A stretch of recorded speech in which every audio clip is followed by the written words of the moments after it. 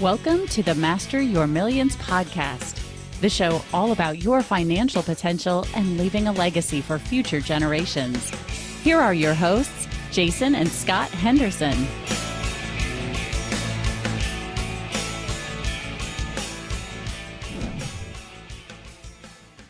Welcome back, everyone. I am your host, Scott Henderson, and my co-host is Dr. J.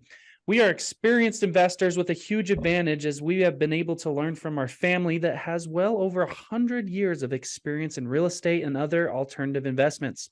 Here on Master Your Millions, we seek to share that experience we've learned and expand our knowledge as we talk to the top leaders in alternative areas of finance and investing. Today, we're super excited for our guest, Jason. Who do we have coming on? Well, Scott, this is kind of new for us. Our guest today, we really haven't met before. He was recommended to us by a mutual friend, and I'm really excited to go through this. Ryan Kimler is originally from Illinois, a small town in Illinois, but now lives in the St. Louis area. After going to ISU, and I need to ping him here, the wrong ISU. It was Illinois State University. Where I'm from, it was Idaho State University. However, he double majors in accounting and finance, had a short stint with the federal government, and then he went to a large accounting firm where he dated a coworker, and he ended up marrying her. So that was really cool. They have 2 children together. And then he went to work after the federal government for a little while in a very large oil company in their finance department. It sounded like to me he had pretty good success there, straightening out some messes, if you want to put it in a short term. But now he owns his own finance firm. It's called Net Profit CFO. So I don't want to tell you too much more for the fact this is an interview and we want you to tell us, Ryan. So tell us a little bit more about yourself that maybe I messed up on there, or something you think is important. No, that was all good. That was all great. First of all, thanks for having me today. I'm happy to be here. And I think you nailed it pretty well. Eventually kind of found my way into owning my own company. It was something that I knew that I wanted to do, and had to wait out a non-compete for a little bit there, and that's kind of why I was working for an oil company in the private sector. But yeah, I got my firm started, and yeah, as you mentioned, today I run my own company, the Net Profit CFO, based out of the greater St. Louis area. And I really focus on, helping small business owners grow their profits, grow their cash flow, and grow their wealth as well. So tell us a little bit more how you go about helping a small business owner. Yeah. So a lot of small business owners, especially, I mostly work with service-based business owners. I try to stay away from inventory, just because it can be a real headache. But, most service-based business owners, they go into business and they're an expert in their craft, right? Take an attorney, a dentist, a doctor, right? All experts in their craft, not an expert at the numbers, not an expert at accounting. Even if you've got, just a general service business, most of the time the entrepreneur, the leader, really great at sales, right? If it's not around a specific specialized service like a lawyer, dentist, doctor, like I just said.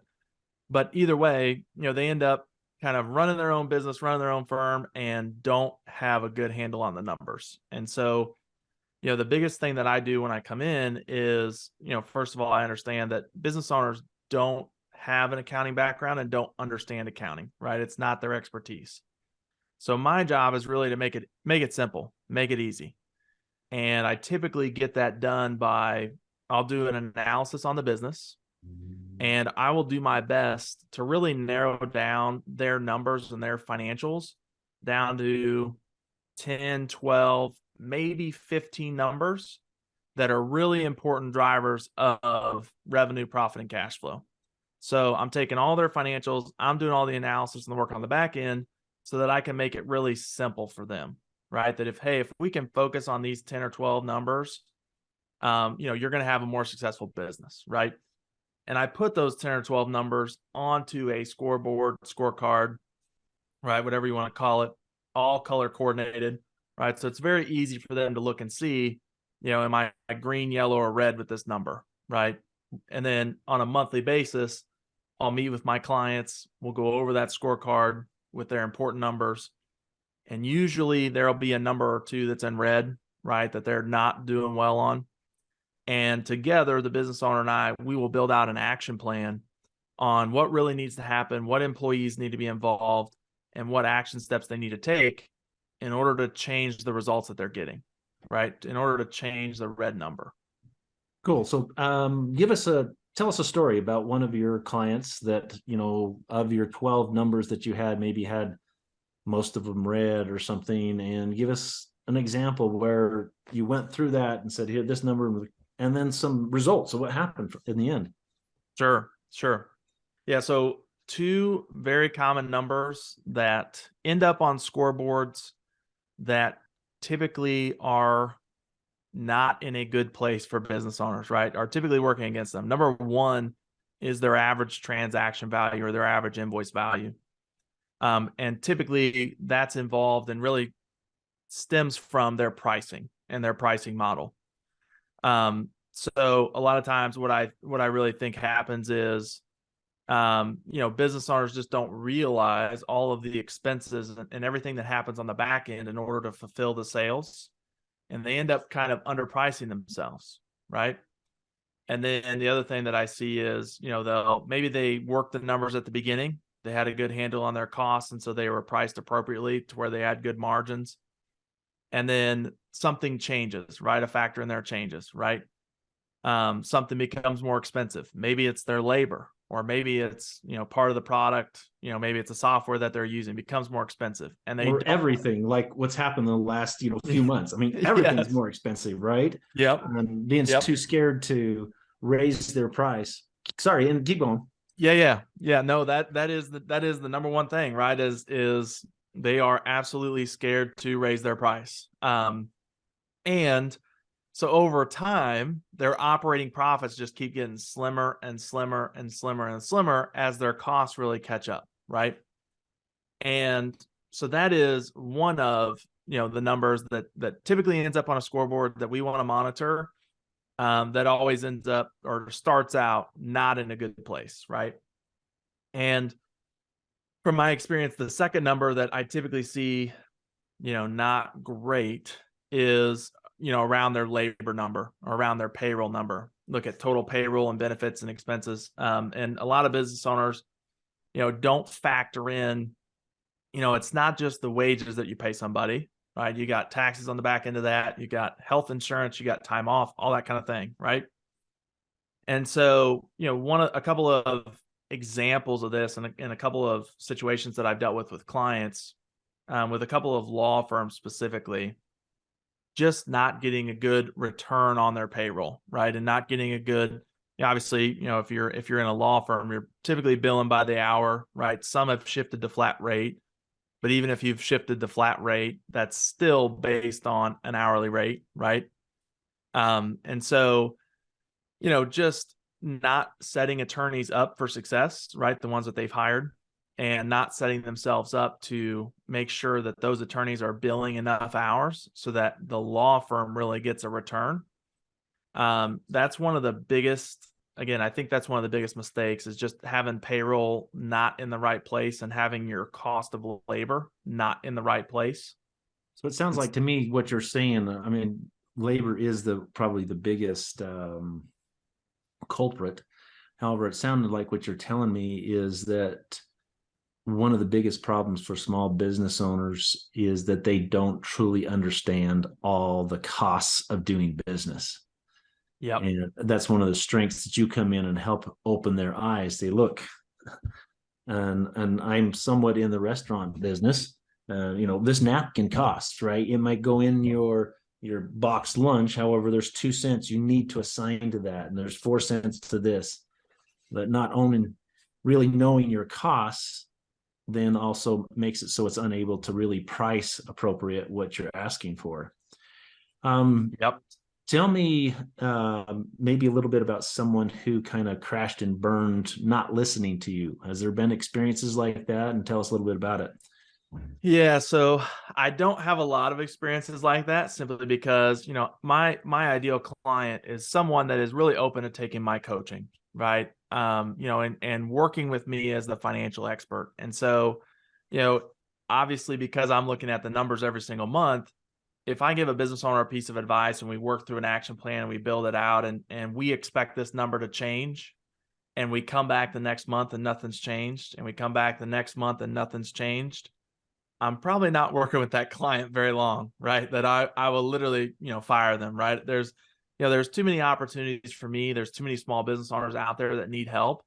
That I'm really looking for, business owners that are open to change, are open to, my financial coaching, and are open to working with me, and really making progress and making changes in their business. So I don't have a lot of stories around that, because typically if I see that happening in the relationship, I'm going to cut it pretty quickly.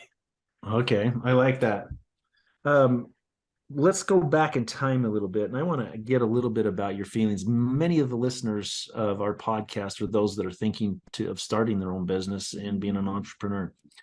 So you had a pretty cush job, sounded to me that with an oil company, fairly large oil company, yet you wanted to start your own company. Walk us through a little bit the process of the thinking about it and the nerves or whatever, and what actually helps you jump off the ledge, if you will, to start your own business.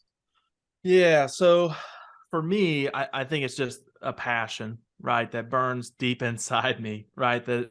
That I know from the SBA's thrown out statistics that 50% of small businesses fail in the first 5 years, right? I think it's probably higher than that.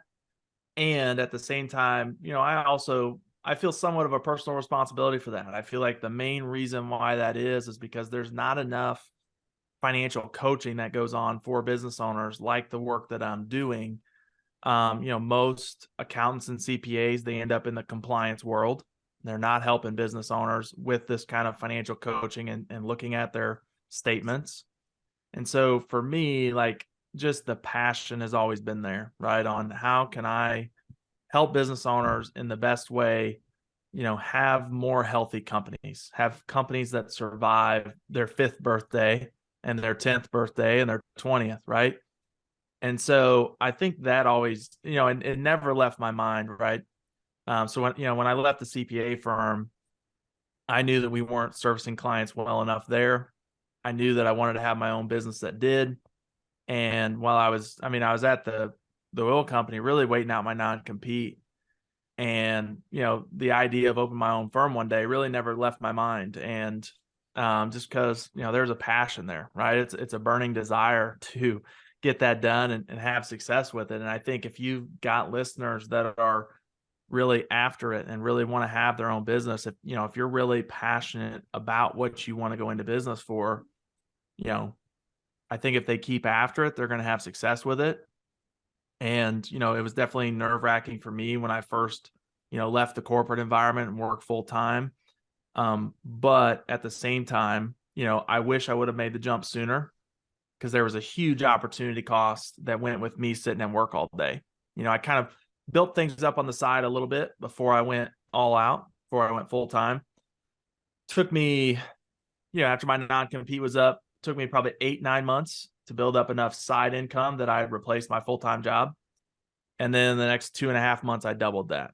Right now, when I got out of my job and I really went after it, right? It wasn't, okay, I'm out of my job now, I don't have a schedule and I can just work when I want. It was, no, I'm really after it. I'm going to put 40, 50 hours a week into this thing because I don't want to go back to a job. Right.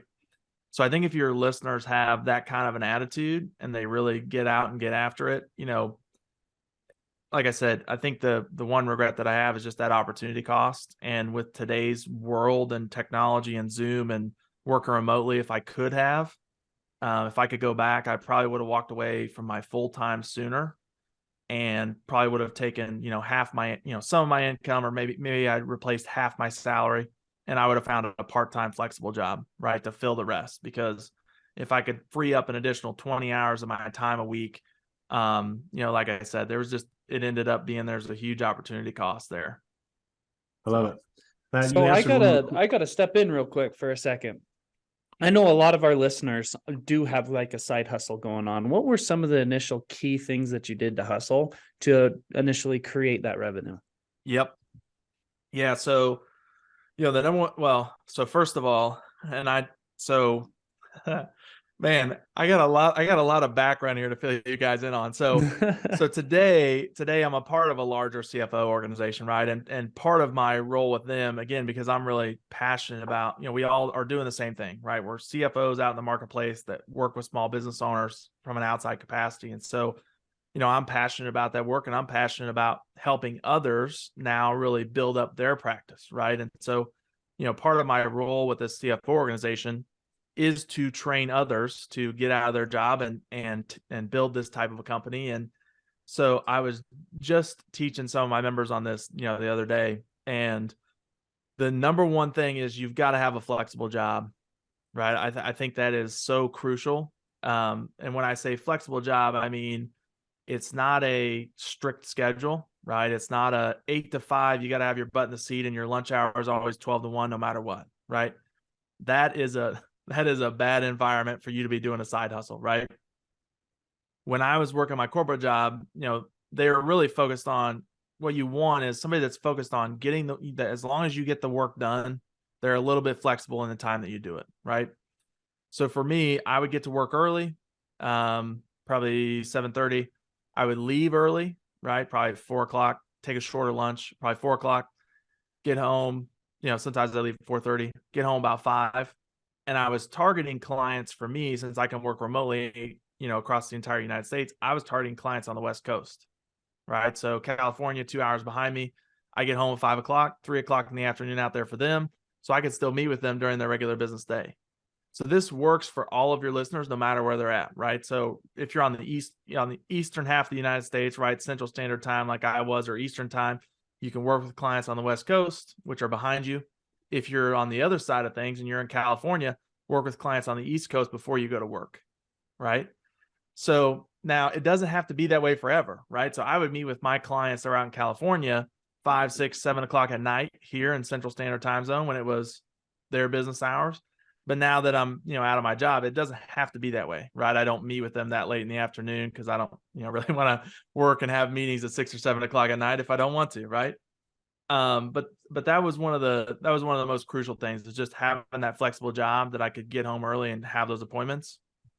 And then also just being able to move around your lunch, right? I think if you're, an entrepreneur and you're trying to build a side hustle while you're working, using your lunch to make appointments, meet with strategic partners, use your lunch every single day to do something for your business, right? So for me, and then the other thing is obviously while you're still working a full-time job and you're doing your side hustle, the number one thing you're going to be short on is time. So you got to make sure that it's prioritized well, and all the activities that you're doing are really moving you closer to getting out of your job, right? There's a lot of things you could be doing in a day, but you've got to really narrow in on the opportunities that are getting you out, right? So for me, it was podcast presentations, right? Things like that, webinars where I could present to an audience of my potential clients, my potential customers, right? Because I knew that was going to bring marketing leads, that was going to turn into clients, and that was going to give me revenue that would get me out of my job, right? So other things, right? I could have went out and done other things, right? I could have went and messed with my logo for my business, or, went and build out a website, right? And those kind of activities weren't really going to help me get out of my job, right? So here on the podcast, we often refer to those as revenue generating activities, right? That's really, you're saying focus in on that. Another thing we talk about on the podcast has to do with the importance of a team. Yep. Now, from your experience, you're a CPA. Well, you're an accountant, finance guy, right? Right. And you have come in as a, kind of as a CFO for your clients. You can see from your clients some of the key hires or the key team players that they need to have? Just give us, one or two that you would say would probably be the best hire for them. Yeah. So probably one of the first ones, again, since business owners are not accountants, Once you start I knew making, you were going to answer that way. I knew you were going to say, hire me first. no, But no, I almost I'm said I'm that. actually, So I'm let's okay, hire the finance accounting guy first. no, no, yeah, you definitely not necessarily me first. Because if you're, smaller in revenue, if you're $100,000 a year, you probably can't afford me, to be honest, and you don't need me, right? When you get the six figures, the first thing you should hire is a bookkeeper, right? To Okay. help keep track of all your expenses and revenues so that you're not doing that work yourself. Because again, that's really not your expertise. You're going to save yourself a few hours, probably a week, right? And with everybody working remote nowadays, right? I mean, there are professionals out there that have an accounting background and that are professional bookkeepers that, are really going to help you, really keep everything in order.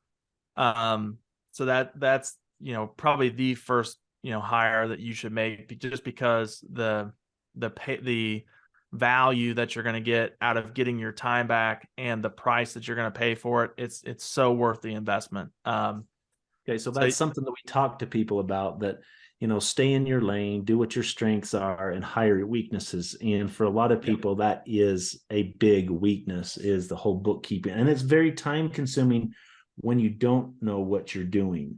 Yes. And that can probably a good bang for your buck. What have you seen as someone else that would be a good hire? Hire number 2 is definitely a tax professional, right? If you don't have one in your life, especially as you get beyond six figures, right? The last thing that you want is any kind of trouble with the IRS, right? Everybody probably knows that they are ramping up now, but even before they ramped up, that's another number one place that if you messed up and you owe them money, they will come find you. I don't joke around about that, right? I mean, I don't do taxes myself. That's not my expertise, but I do know that you don't mess with the IRS. So that'd be a second good position. And then aside from that, as far as actual operations, right? So that's kind of like putting a financial team together, which is in an outside capacity. As far as actual operations, I think one of the best first hires you could have is some sort of virtual assistant. Just because there's so many administrative tasks that you can train them to do that are repeatable, and they're also going to help you start to build standard operating procedures too, right? Cool. I'm glad you said that. When we have a guest coming on here in the next little while that specializes in helping people find virtual assistants. That's a really good. That's right along with what we've talked about. So it's kind of cool, Ryan, not knowing you, having you come in on the podcast and basically repeating what we've been saying for a while. Yeah. In different episodes. That's really cool. So let's shift gears here a little bit. And I need to ask you a question. On a scale between 0 and 5, how well do you know or are acquainted with the infinite banking concept? I would say probably a 1 or a 2, right? So for me, that's a term that's been kind of in my world lately. A little bit more has been thrown around. And I've heard a few other people that I've been talking to say, and I've definitely been interested. That's a topic I've been interested in learning more about and really kind of starting to study. Cool. I like that. What has been the source of it coming into your world? Is it something you've seen on TV, on the radio? You've had clients mention it? Where's it coming from? Yeah, mostly a couple of strategic partners. We were kind of talking about insurance a couple of times, life insurance, things like that. And then also around like real estate, right? So I have a real estate investor client, right? She kind of flips houses and things like that. And so kind of came up with her a little bit too. Yep. Cool. Especially where it is a financing tool. And then that's the one thing that people really don't understand about the concept, and where kind of throws people for the loop is that you hear life insurance, most people's brains shut off. Yeah. And the reality is, when you understand the contract, when it's properly designed and how it's done, it has everything in common with a bank that you find in your city center on the corner, right? It is a financing tool. It's all about financing. So one of my mentors actually wrote the book, Becoming Your Own Banker. And he says over and over in that book, when people, like objections come up or something, he'll just say, The problem is they have lost sight on the fact that this is a financing tool, not an investment. Right. And so how you can finance things, as you well know, how they finance a company expansion or any kind of acquisition can make or break the company. That's really cool. So a one or a two. So we need to get together some other time and maybe talk a little bit more about it. And so you can say, well, I know a 5 and I know someone who knows how to do it. That would be good. Absolutely. Yeah, I'd totally be up for that. Yeah, I like that. Another things that we talk, Master Your Millions is all about helping people accumulate millions, enjoying their millions, and passing those millions on. So, and I know this is going to be personal. However, do you have your will and trust in place? I don't. I mean, I'm still pretty young. I hope that nothing happens in the Right. No, that's few the way years. most people answer, right? No, Yep. I don't. I'm not going to die yet. I can do it later. Let's the hope. reality is Yeah. that a lot of people just never know, and they're as you know, well, you don't know as much with taxes. However, you have entities that can help you defray Yeah. taxes or legally get around them. I mean, we're not talking about tax evasion. We're talking about tax avoidance. We got to be careful with words, like you said earlier.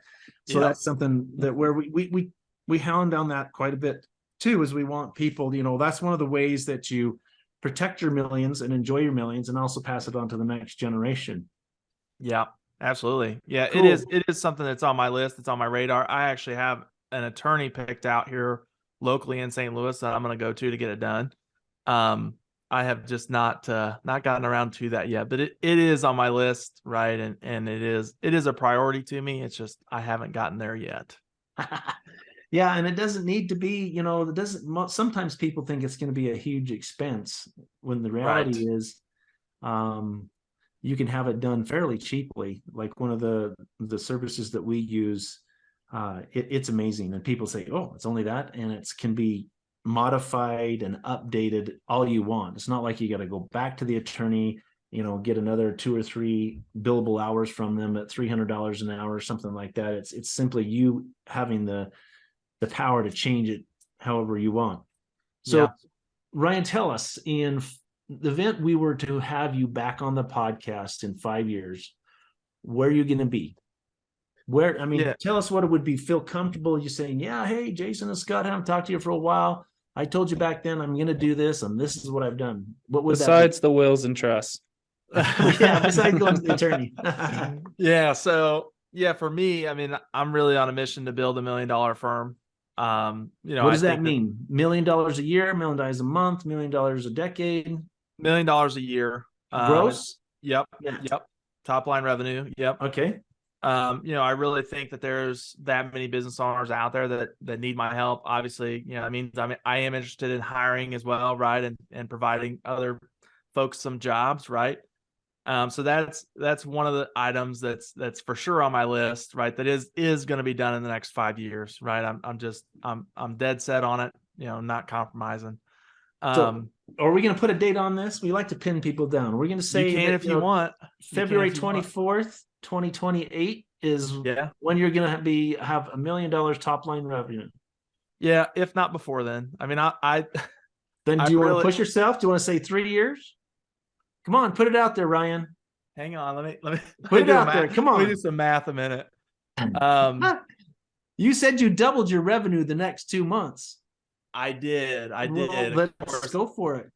I did. Give yourself stretch. 3 years is probably going to be close. It's probably going to be close. Okay, right? So done deal. 2026 $1 million top line revenue. We're looking for that, Ryan. We want to come back to you and have you do that. In an event you need an accountability partner, you can contact us. Rely on you guys. All right. And not just us, but everyone else listening. So everybody else, yeah, you might be pinged on social media this day, 3 years from now. All right. I love it. So how would we best get a hold of you? We're going to put that in the show notes if you wanted to say it verbally, how it's the best way for someone to get a hold of you to get your services. Sure, absolutely. Yeah. So netprofitcfo.com. Is that did I hear an S on the end of that? Net profits or net profit CFO? No, just no S. Singular. Yep, Okay. Singular. Yep. Net profit CFO. I do have a podcast now. It's the Net Profit Podcast, all about helping business owners grow their profits, obviously. You can Google search me, Ryan Kimler. That's Kimler. You're going to find me on LinkedIn. When you do that, they always do a good job of being at the top of Google. Your listeners can definitely connect with me there. Send me messages. Be happy to help them out.